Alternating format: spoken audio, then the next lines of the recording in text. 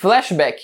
O flashback não acabou ainda, mas isso tem um motivo. Porque se a gente pegar a tradução da Manga Plus, mesmo a versão em inglês, e traduzir meio que de forma literal para o português, fica realmente um pouco confuso. Porque se a gente pega e faz a tradução aqui, eu já anotei, já deixei preparado aqui, meio que ficaria da seguinte forma: a história se lança para o presente, né? A frase final do narrador no capítulo passado. Só que se a gente pega e compara com a versão em espanhol, que realmente se a gente traduzir aqui também quase que literalmente, ficaria o seguinte: a história começa a se mover para o presente. E se a gente une essa frase com uma outra frase anterior, né, que também é falado sobre os protagonistas, os próximos protagonistas, né? Na verdade, eles falam os protagonistas do próximo estágio, que eu fiquei confuso, pensei assim, bom, se não se refere a esses personagens, na hora eu pensei assim, bom, deve se referir a esses personagens aí, né? O resto dos bainhas que continuaram lutando contra até mesmo o próprio Kaido, né? E lutando para conseguir fazer com que o plano desse certo daqui a 20 anos. Ou se referia aos protagonistas daqui a 20 anos, com a história voltando agora para o presente. Mas agora fica claro pra gente que realmente se trata dos personagens que estavam lá presentes ainda, que continuaram a lutar ainda, e que tiveram que lutar pela sobrevivência deles, e conseguiu, obviamente, começar a se articular lá dentro do próprio país de Wano, ou até mesmo fora, depois quando os personagens saíram do país de Wano, ou os personagens que saíram do país de Wano, também tiveram que se virar. Então, obviamente, eles seriam os referidos quando foi falado sobre os protagonistas, né? Quem seriam esses protagonistas? Mas mesmo assim, pelo visto, com esse capítulo, termina oficialmente o flashback, porque, acho que não tem mais o que fazer. Honestamente, eu acho que já não tem mais o que mostrar com esse flashback. Ainda daria para acrescentar algumas informações que eu... Pelo menos uma informação, uma duvidazinha que eu vou levantar aqui com vocês nesse vídeo, que mais pra frente eu vou fazer esse questionamento. Mas antes de começar oficialmente a falar desse capítulo, lembrando pra vocês, galera, do documentário de One Piece que tá pra ser produzido e tá rolando a campanha no Catarse. Eu vou estar deixando novamente, só lembrando pra vocês, novamente eu vou estar deixando o link na descrição pra vocês visitarem e conhecerem melhor esse projeto. Galera, deem uma chance, assistam um vídeo que vai estar lá. Eu e os outros youtubers que falamos sobre o One Piece, estamos participando desse projeto e, obviamente, precisa desse financiamento para ele acontecer. E agora, ainda sobre o capítulo passado, uma pequena gafe, só para deixar claro aqui, só para eu me corrigir que realmente eu esqueci. Quando o Oden ele fala sobre o futuro daqui a 20 anos, os acontecimentos daqui a 20 anos, né, eu esqueci da obviedade de quando foi os Reis dos Mares, falando sobre o nascimento e o crescimento da Shirahoshi, o encontro dos dois soberanos, etc. Essa informação a gente já tinha, só que eu esqueci na hora, enfim, né? Acontece. Eu vou jogar o argumento que é irrefutável aqui para me defender. O ser humano é falho. Você vai jogar o ser humano? O ser humano é falho. Eu sou Enfim, né? Vamos começar aqui logo com uma porrada. Na verdade, o vídeo já começou há muito tempo, né? Mas vamos começar oficialmente aqui uma porrada. Com uma porrada teórica aqui que vocês vão ficar de queixo caído, que na verdade não tem nem muito mistério. Mas é uma ideia do meu exatamente, do meu brother Raoni Silva falando sobre o Momonosuke. A fruta do Momonosuke, a gente sabe que ela obviamente tem as suas limitações, principalmente pela idade do Momonosuke, dele não conseguir saber controlar ainda direito. Supõe-se que a fruta tem algum defeito, mas dá pra entender que a transformação meio que fora de hora do Momonosuke talvez se refira à idade dele e à falta de controle, né? O Luffy mesmo, quando criança, não conseguia controlar direito a fruta dele, então pode ser o mesmo caso do Momonosuke, né? Lembrando, a fruta do Momonosuke não é uma Smile, porque foi feita pelo próprio Vegapunk, não foi feita pelo Caesar Claw. As frutas que ele fez, que o Caesar Claw fez, é que são chamadas de Smiles e que tem aqueles defeitos do corpo do animal sair aleatoriamente pelo corpo humano e ficar aquela bizarrice. Não é o caso da fruta do Momonosuke, que a gente não sabe ainda exatamente qual seria o defeito, além do que se pode teorizar com nem tanta certeza assim, que seria, né, essas transformações aleatórias, né, que o Momonosuke sofre. Mas tem um porém. A Shinobu, ela tem uma habilidade interessante, que é o seguinte, bem conveniente também, aliás, ela consegue amadurecer qualquer coisa. E se ela amadurecer o próprio Momonosuke? E com isso, obviamente, o poder da fruta dele. e ele virar um dragão de fato adulto. Talvez, quiçá, ele virar um próprio Momonosuke também adulto. Quiçá até mesmo próximo do auge. Muita gente já teorizava que, mano, e se o Momonosuke de alguma forma, sei lá, cara, ele lutar com o Kaido, né, os dois são dragões, por que não? Só que, claro, mano, o Momonosuke dessa forma que ele tá agora, criança, não tem como, não tem a mínima chance. Só que mesmo assim, se rolar esse amadurecimento do Momonosuke, que é de fato, novamente, um poder mega conveniente, mas seria, obviamente, vocês já lembram de cara de quem? Caralho, esqueci... Eu esqueci o nome do monstro.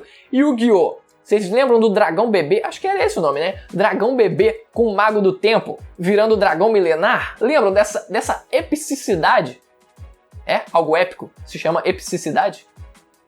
Vou procurar aqui. Não vou procurar não, porque, enfim, foda-se. Procurem aí, vocês. E outra, novamente lembrando uma provável fraqueza do Kaido, que na verdade seria referente a qualquer Zoan mítica, dele não ter a forma híbrida. Lembrando dessa hipótese aqui. O pessoal ficou falando mais o DS Drake, né? Tem que falar na pronúncia certa. O DS Drake, ele se transforma na forma híbrida, só que tem um porém. Mesmo que ainda fique um pouco bizarro e tal, mas beleza, a fruta dele não é mítica. Dinossauros existiram no planeta. Não é um ser mítico, não é uma criatura mitológica. Tenham isso em mente. Ela é uma fruta ancestral de uma figura que realmente existiu no mundo. Então não se configura dessa forma. As Zoans míticas realmente até agora não tiveram forma híbrida nenhuma delas. É um nerf barato. É um nerf que eu nem sei por que existe. Mas, pelo visto, parece que existe. Então, eu acho que já dá pra gente começar a considerar isso como fato. Pelo menos eu já tô quase que considerando mesmo. No meio da fuga, a Shinobu ela consegue as espadas do pessoal de volta, muito bom. Só que isso me lembra, alguns capítulos atrás, quando a Toki, ela tava recebendo as espadas do Oden já preso. E a primeira impressão que aquela cena passava era de que o Oden ele tinha sido preso com as próprias espadas. Só que depois o pessoal falou assim, não é possível. Provavelmente a Toki ela conseguiu as espadas, talvez através da Shinobu também, ou ela mesma conseguiu pegar as espadas de alguma forma. Quem sabe melhor a Shinobu teria feito isso, mas ela teria pego as espadas e tentado entregar para o próprio Oden. E nisso o Oden ele teria devolvido as espadas, só que a gente só vendo aquele quadro dele passando para ela, daria a impressão de que ele estava com as espadas a todo momento, né? Então realmente ficou um pouco confuso, mas dá para ser interpretado também dessa forma para não gerar nenhum buraco aí nesse pequeno plotzinho. E outra coisa sobre as espadas do Oden que eu sempre esqueço de dizer desde a luta dele contra o Kaido é sobre a espada Emma ter sido dita como a única que causou a cicatriz no Kaido, e isso indiretamente dando um hype infernal no Zoro. Só que mais uma vez o meu brother Raoni Silva salva as nossas vidas, que eu esqueci agora, eu devia ter pedido a tradução exata daquela frase, mas se eu não me engano o que é dito é que na verdade aquela foi a espada que causou a única cicatriz no Kaido e não que aquela seria a única espada. Algo nesse sentido assim, né? Mas que, óbvio, o crédito também seria dado a ela, mas não significa que ela teria sido a única, né? Também seria dado crédito a outra espada do Oden, né? Algo nesse sentido. Depois eu vou conferir melhor com o meu brother Raoni Silva, ou se ele quiser, procurem aí nos comentários se ele tiver comentado alguma coisa. Se ele comentar sobre isso, eu deixo fixado no topo aí pra facilitar a vida de todo mundo. Agora chegamos no plot principal desse capítulo, plot twist, que foi o Denjiro de fato sendo o Kyoshiro. E além disso, sendo o próprio garoto da Hora das Bruxas que roubava o pessoal no meio da noite, né?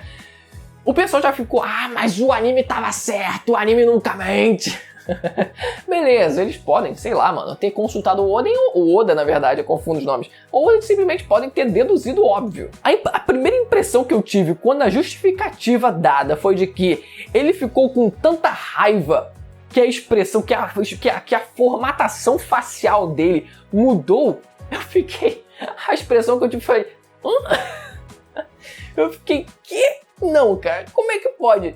Lá no fundo... Tudo bem, existe um fundo de verdade, né? E tem um embasamento lá atrás, lá atrás, tem um embasamento que tem um fundo de verdade que é, né, realmente a sua musculatura poder ser alterada de fato, né? Com o seu nível de tensão, com o seu nível de estresse e tal. Tem esse fundo de verdade, só que não só a musculatura do próprio personagem, mas o próprio osso do personagem mudou, o queixo do personagem mudou, o nariz, no caso, seria cartilagem, né? Mas enfim, também entraria aqui no questionamento, né? O queixo, o nariz do personagem também mudou. Os olhos, né, mudaram também, né? Tudo mudou. Os olhos seriam mais, né, musculatura, mas esses dois mudaram também. Então, assim, é o clássico fundo de verdade que é extrapolado pro universo de One Piece, né? É que nem o Luffy ser imune a raios, mas a partir disso o Oda criar um salto lógico pra ele conseguir rebater um raio com o pé. Esse tipo de coisa assim. Tem um fundo de verdade, mas o Oda gosta de extrapolar pra fazer as odices dele. E se a gente for fazer um paralelo aqui, o Denjiro ele ficando com tanta raiva que o nariz e o queixo dele cresceram, com o do Flamingo aconteceu o contrário. Ele ficou tão alegre ao longo dos anos, deu tanta risada ao longo dos anos que antigamente ele tinha o nariz e o queixo grande e depois ele ficou com o nariz e o queixo pequenos, encolheram. Então o Oda ele tá certo na física dele. Se a pessoa fica feliz, o nariz e o queixo encolhem. Se a pessoa fica com raiva ou sofre um nível de estresse muito grande, o nariz e o queixo crescem. Física em anime. Mas além disso, é dito também que ele é o novo Ryogoro das flores, né? Ele tem acesso agora a um pessoal bacana. Ele tá, na verdade, outra informação também interessante, é que ele tá responsável pela própria capital das flores, então ele tá numa posição muito favorável às próprias pessoas, à própria aliança. Pirata Link, Pirata Mink... Ah, Pirata Mink Samurai. Pirata Link. Ah, sim, eu já tinha esquecido do questionamento que eu ia fazer, né? Agora eu vou fazer dois questionamentos. Primeiro, ele protegeu a Komurasaki, ou no caso a Hiyori, fazendo com que ela se tornasse uma prostituta. Interessante. E outro questionamento, e esse eu já ia esquecer de fazer, é sobre a Toki ainda. Eu fiquei me questionando por que ela não foi junto pro futuro. Ou por que ela meio que se dispôs a morrer no meio da praça, sabe? Tipo, no meio ali da galera, dando um discurso lá pra galera, mas aí tomando um monte de flechada, dá pra ver de longe que ela tá tomando umas flechadas. Por que exatamente? Por que ela tava fazendo aquilo? Ela não podia, tipo, ela não queria ver o grande sonho dela, tipo, caraca, quero ver o que vai acontecer daqui a 20 anos, depois de 800 anos. A gente não viu isso, eu fiquei meio... Tá, mas qual a explicação exata pra ela ter que morrer naquele momento ali? Digam aí nos comentários se vocês têm alguma explicação razoável pra isso, porque eu realmente fiquei meio confuso nessa parte. Eu vou deixar aí pra vocês. Como eu falei, isso poderia ter sido colocado aí no capítulo, né? Mas agora acredito que não vai ter jeito. Agora acho que a gente realmente tá indo pro presente de fato, saindo do flashback. Vamos ver como vai ser essa volta pro tempo atual, se o Oda ele vai começar com algo tranquilo, com algo suave, ou ele já vai começar explodindo as cabeças da gente. Vamos torcer para que seja essa segunda opção. Deixa o like se você gostou do vídeo, se inscreva no canal como sempre, para ajudar o canal a crescer, tem sempre vídeo de One Piece aqui no canal. Ativa o sininho para receber as notificações dos próximos vídeos. Até a próxima, tchau!